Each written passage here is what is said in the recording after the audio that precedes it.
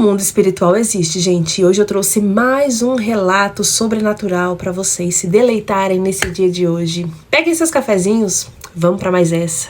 Oi, meu nome é Fulano e hoje eu quero compartilhar com você uma história real que aconteceu comigo e com minha família. Uma história que por muitos anos ficou guardada, quase como um segredo, mas que merece ser contada.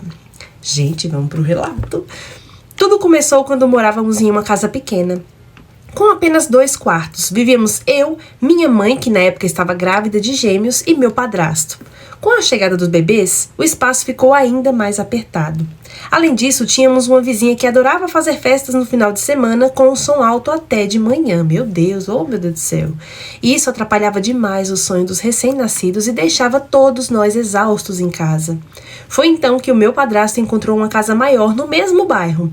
Tinha 4 quartos, uma área externa ampla e parecia perfeita para a nossa nova fase. Mas o curioso é que a proprietária não queria nenhum valor adicional em troca. Seria casa por casa. Embora isso não tivesse totalmente claro no início, ainda assim parecia um bom negócio. Nos mudamos e vivemos lá por cerca de 10 anos. Hoje, olhando para trás, percebo que desde o começo havia sinais de que algo não estava certo ali. As coisas caíam sozinhas de cima dos armários, mesmo sem vento. Sentíamos presenças estranhas, como se alguém estivesse sempre por perto.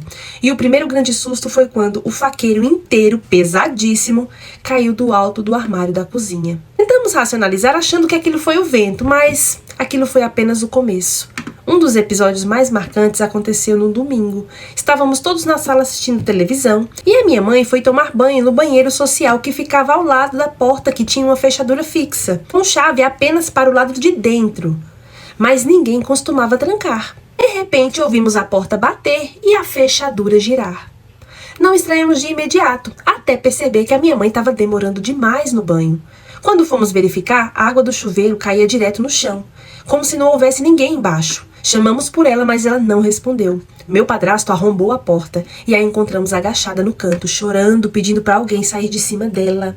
Ela dizia que havia uma presença pressionando seus braços e gritando. Na época ela havia perdido o pai recentemente, então achávamos que pudesse ser algo emocional. O assunto virou tabu e nunca mais foi discutido em casa. Mas os acontecimentos estranhos continuaram. Sentíamos a cama afundar, como se alguém deitasse do nosso lado. Certa madrugada meu padrasto viu uma figura andando pela casa e pensou que fosse eu ou a minha mãe, mas ao voltar pro quarto ele percebeu que a gente estava dormindo. O último episódio foi o mais impactante. Estávamos apenas eu e minha mãe em casa, meus irmãos brincavam na rua e o meu padrasto, que era vigia noturno na época, estava no trabalho. Fui até a cozinha buscar água e a cozinha tinha um balcão em formato de L. Na ponta desse balcão tinha uma porta que dava para a área externa da casa. A luz de fora estava apagada, mas a da cozinha iluminava parcialmente o espaço onde ficavam nossas cadeiras de balanço. Ao passar, eu vi pela minha visão periférica alguém sentado em uma das cadeiras. Achei que fosse a minha mãe, mas ao voltar eu olhei com mais atenção e vi uma menina com as mãos juntinhas, chorando muito. O semblante dela era de tristeza profunda, como se ela pedisse ajuda. Entrei em pânico e eu saí correndo. Eu estava ao telefone com meu namorado, que hoje é o meu marido. Desliguei na hora e ele começou a me ligar várias vezes, mas eu estava em choque. Ficamos do lado de fora da casa até ele chegar para nos acalmar. O tempo passou e conseguimos nos mudar para uma casa melhor. Mas, para formalizar a venda da casa antiga, minha mãe precisou regularizar a documentação. Chamamos a antiga proprietária para assinar os papéis e ela veio acompanhada do marido. Durante uma conversa, fizemos uma pergunta que nunca havia sido feita. Por que ela trocou uma casa tão grande por uma casa pequena sem pedir nada em troca? Né? Quando a esmola é muita, né, amigos? A gente tem que desconfiar. Daí ela explicou que após a morte da filha, a casa ficou grande demais para ela e para o marido.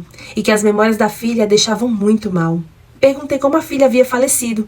E ela contou que a jovem tinha 19 anos e faleceu de um mal súbito dentro da casa. E que era um problema hereditário. E ela foi a terceira da família a falecer daquela mesma forma.